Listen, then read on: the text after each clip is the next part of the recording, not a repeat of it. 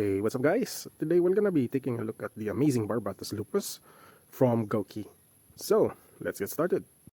So I'm here with the kit right here, and as you can see, it actually made me confused because the box art is in a white color, but I ordered a red. But yeah, we'll see about that in the unboxing. So this is what it looks like for the box, and there's nothing at the bottom. It is already wet because it is raining, so apologies for that.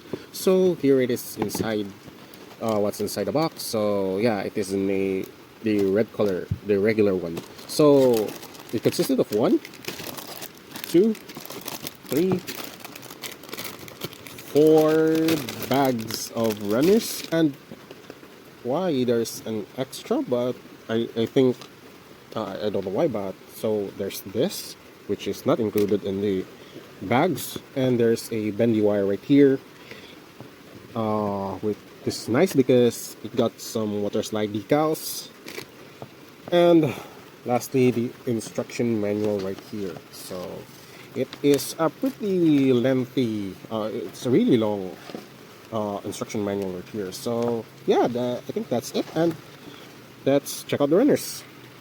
So the kit consisted of 13 runners, including the runners for the effect parts and the runners for the polycaps right here, and also it includes a color correcting stickers right here.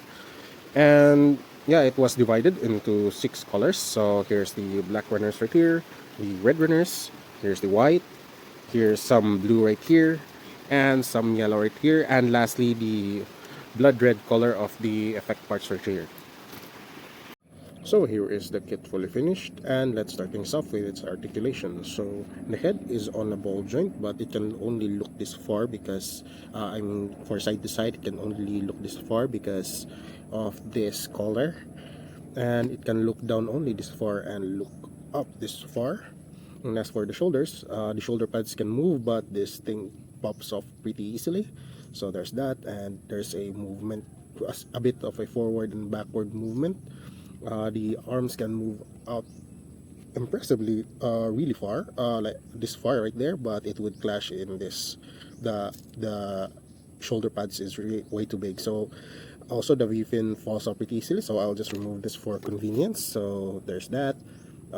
There's a swivel in the arm right here, a single jointed elbow, but it is a pretty amazing bend right there, and a ball joint at the hands right here.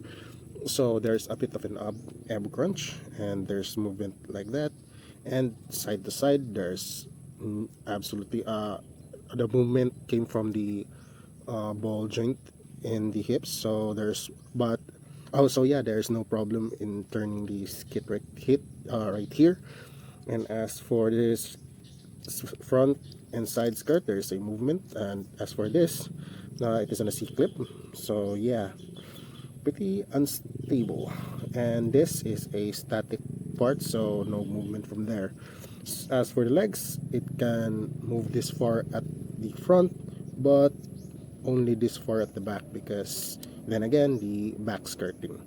And as for the sides, yeah, you need to manipulate the side skirt maybe like this for it to move like that, but yeah, it would clash in the side skirt. The side skirts are way too big.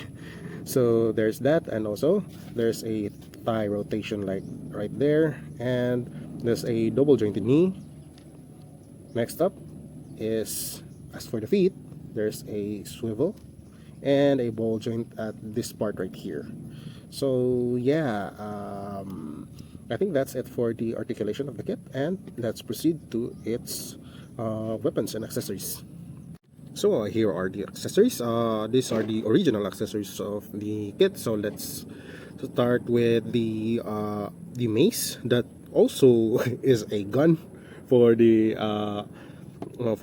Barbatos. So there's a articulation in this part right here, and some pegs for you to combine it in its multiple forms. So yeah, next up is this bendy wire, but for some reason this was supposed to be for this part right here, but it is really loose.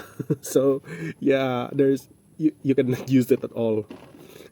in this part right here, I think you need some glue for it to be to tighten it up. But yeah, for what it's intended without any modification, it is really loose. So yeah, we have talked about the this stinger. So let's talk about the backpack right here. That looks like a baby hashmal. So there's this, and for the articulation, so this is on a ball joint, which is a bit loose. And as for the wings, there's this can uh, move this and like that, but it is really loose. So yeah, it did not spread really well.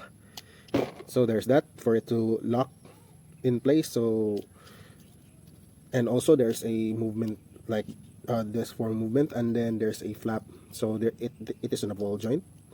There's that, and as for this is also on a ball joint. And next up is the individual claws are in a hinge like this, and there's a rotation like this. So yeah, that's it for the backpack. And also lastly, the holding hands but on a slight angle. So there's that. And next up is, as for the another accessories, are the extras for the original Barbatos, the Barbatos, I mean. So there's this giant sword and a couple of extras. I think these are for the backpacks. This it's original V-fin, and there's some parts in the shoulders and in the neck. So there's that. And next up is this thing right here. There's a couple of V-fin that was included in the kind of rage effect parts. So there's 3 V-fins, and I already attached this thing right here. And there's a couple of raging eye effect parts in here. So you could use this in a uh, multiple kits. There's some instruction as to what kits they are, but they're in Chinese. So yeah, I could only understand a couple of them only by the looks of it. So you could use it on an NGSD. So you can use it. I think it looks like in so full mechanics aerial. And this one I don't know. I think this was, is this an the MG Vidar? I don't know. Just correct me if I'm wrong. So there's that. So I think that's everything included inside the kit, and I will yeah, I'll just tell you my final thoughts about this kit. So yes, the kit is already problematic enough. Maybe because the original kit is already problematic. The frame, I mean the Barbatos is quite dated of a kit. So yeah, attaching a lot of things to the Barbatos is really the it is taking way too much to the structural integrity of the kit.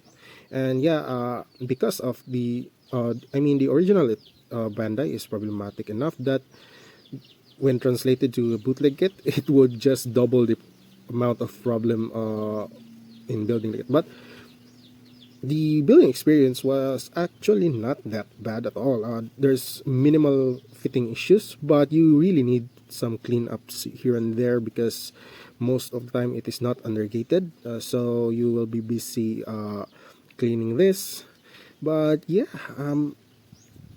all I gotta say to answer the question is, should you get this kit? The answer is you should always support the Bandai, but for this, the raging effects are enough for me to buy this kit. But if you want to get this kit right here, I suggest to get the white one because there's no Bandai equivalent for that. So yeah, just expect that it is going to be quite problematic. There's some problems here and there, but yeah, that is just because it is dated. But if you really like the design, I really like the design of this kit right here, so that's also the reason why I bought it, knowing that it would really be problematic as a bootleg. So yeah, I think that's all I have to say. Thank you so much for watching. Please leave a like, comment down below if you have something to say or to ask, and don't forget to subscribe to the channel. It would really help. And see you all in the next video, guys. Peace out. Ciao.